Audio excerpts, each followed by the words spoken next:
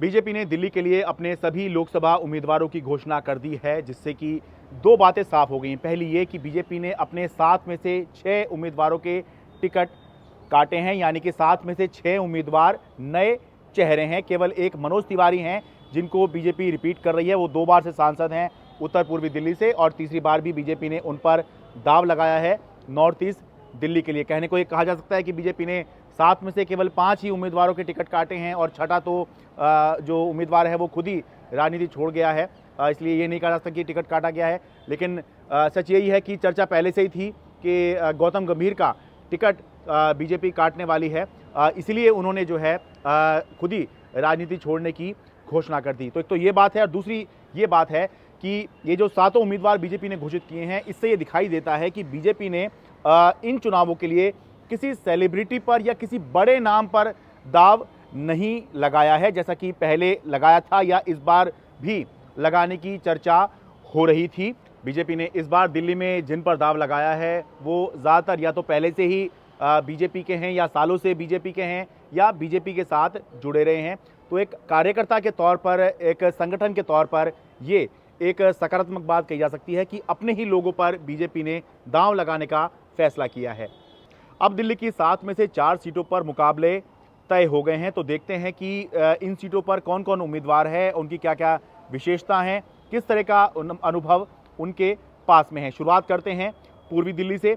पूर्वी दिल्ली से बीजेपी ने हर्ष मल्होत्रा को अपना उम्मीदवार बनाया है। हर्ष मल्होत्रा पुराने बीजेपी से जुड़े रहे हैं, पार्षद ये हुआ करते थे, और एक समय में ये पूर्वी दिल्ली नगर निगम के मेयर भी रहे हैं। तो इन पर बीजेपी ने पूर्वी दिल्ली के लिए दाव लगाया है, जबकि आम आदमी पार्टी ने इस सीट पर अपने कोंडली के विधायक कुलदीप कुमार को अपना उम्मीदवार घोषित किया है। कुलदीप कुमार पहले पार्षद भी रह चुके हैं, और उसके बाद ये विधायक बने, और अब ये सांसद का चुनाव लड़ रहे हैं। इसके बाद नई दिल्ली की बात करते हैं। नई दिल्ली पर बीजेपी ने बांसुरी स्वराज, जो कि सुषमा स्वराज की बेटी हैं, उन पर दांव लगाया है। पहली बार बांसुरी स्वराज चुनाव लड़ रही हैं, जबकि उनके सामने जो आम आदमी पार्टी से चुनाव लड़ रहे हैं वो हैं सोमनाथ भारती।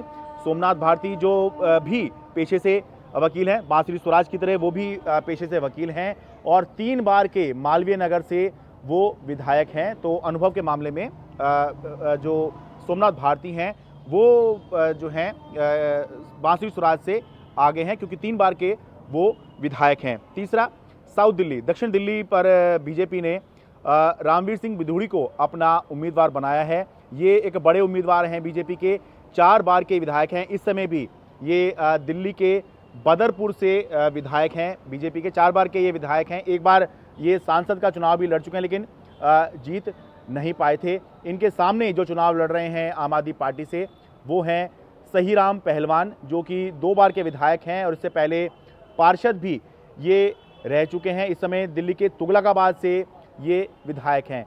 चौथी सीट जो है वो है वेस्ट दिल्ली की, पश्चिमी दिल्ली की। पश्चिमी दिल्ली से बीजेपी ने कमलजीत शेरावत को अपना उम्मीदवार बनाया है, जो कि पार्षद, इस समय भी पार्षद हैं, और पहले दक्षिणी दिल्ली की मेयर वो रह चुकी हैं, जबकि उनके सामने महाबल मिश्रा आम आदमी पार्टी के उम्मीदवार हैं। महाबल मिश्रा 2009 से 2014 के दौरान पश्चिमी दिल्ली से सांसद रह चुके हैं। इससे पहले वो विधायक भी रह चुके हैं, और पार्षद भी वो रह चुके हैं। तो अगर ये देखा जाएगा कि अनुभव के मामले में कौन किस पर ओवरऑल भारी है, तो ऐसा प्रतीत होता है कि बीजेपी के अगर 7 उम्मीदवारों को देखा जाए, तो जो अनुभव है आम आदमी पार्टी के 4 कैंडिडेट्स के पास में, वो अनुभव जो है कुछ ज़्यादा दिखाई दे रहा है, क्योंकि 3 तो मौजूदा विधायक हैं और 1 पूर्व सांसद आम आदमी पार्टी की तरफ से चुनाव लड़ रहा है। जबकि बीजेपी की तरफ से जो अभी इस समय 7 उम्मीदवार चुनाव लड़ रहे हैं, उनमें से 3 तो ऐसे हैं जो या तो पार्षद का चुनाव लड़े हैं, या फिर पार्षद इस समय पर वो हैं। तो और केवल बड़े नाम में या फिर बड़ा जो अनुभव है, अनुभव के मामले में केवल एक मनोज तिवारी हैं जिनके पास सांसद रहने का अनुभव है। बाकी एक विधायक हैं जिनके पास 4 बार का अनुभव है। बाकी ये मान के चलिए कि 5 जो उम्मीदवार हैं, 2 उम्मीदवारों को छोड़ दें बीजेपी के, एक मनोज तिवारी और दूसरे रामवीर सिंह बिधूड़ी, तो जो बाकी हैं उनके पास पार्षद का चुनाव जीतने का अनुभव है, या उन्होंने कभी चुनाव लड़ा ही नहीं, या फिर चुनाव लड़ा है तो वो जीते नहीं है। तो अनुभव के मामले में जो है प्रतीत होता है कि आम आदमी पार्टी के पास कुछ ज़्यादा अनुभवी उम्मीदवार हैं। लेकिन बीजेपी जो है वो पार्टी के तौर पर एक बड़ी पार्टी है, आम आदमी पार्टी से बहुत बड़ी पार्टी है, देश पर वो राज कर रही है, संसाधन के मामले में बीजेपी भारी है। और जो एक बहुत बड़ी बात है वो ये है कि बीजेपी के जो पीएम कैंडिडेट हैं वो इस समय देश के पीएम हैं और आगे भी वो पीएम कैंडिडेट हैं। लेकिन आम आदमी पार्टी के जो आम आदमी पार्टी की तरफ से कोई पीएम कैंडिडेट जो हैं इन चुनावों के लिए नहीं है। तो ये एक आकलन जो है जो दिल्ली के अंदर बीजेपी और आम आदमी पार्टी के उम्मीदवार हैं उनका किया जा सकता है, या ऐसा आकलन अभी दिखाई देता है। अंत में जो बताने वाली बात है वो ये है कि जो 3 सीटें अभी रुकी हुई हैं जिन पर साफ नहीं हो पाया है कि मुकाबला किन 2 उम्मीदवारों में होगा, वो हैं उत्तर पूर्वी दिल्ली सीट, उत्तर पश्चिम दिल्ली सीट और चांदनी चौक। ये 3 वो सीटें हैं जिन पर कांग्रेस को अपने उम्मीदवार घोषित करने हैं, क्योंकि आम आदमी पार्टी और कांग्रेस का अलायंस है। तो कांग्रेस ने अभी तक अपने उम्मीदवार घोषित नहीं किए हैं। कांग्रेस से जब पूछा गया, कांग्रेस नेता केसी वेणुगोपाल से पूछा गया कि दिल्ली के कैंडिडेट आप क्यों अनाउंस नहीं कर रहे हैं, आम आदमी पार्टी ने तो कब के कर दिए हैं, बीजेपी ने भी कर दिए हैं। तो उनका ये कहना था कि हम बेस्ट कैंडिडेट्स ढूंढ रहे हैं दिल्ली के लिए। लेकिन अंदर जो सूत्रों से जो जानकारी है वो ये है कि अभी जो है दिल्ली में मामला फंसा हुआ है।